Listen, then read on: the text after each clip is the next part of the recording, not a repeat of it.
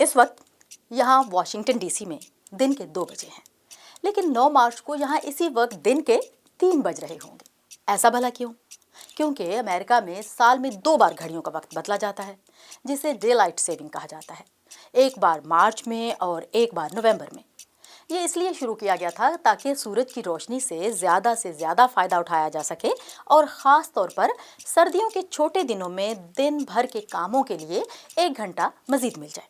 लेकिन जब ऐसा होता है तो मेरे जैसे लोगों को बड़ी मुश्किल होती है, क्योंकि जब 1 घंटा आगे होता है तो आपको खुद भी 1 घंटा जल्दी उठना पड़ता है और बच्चों को भी जल्दी उठाना पड़ता है।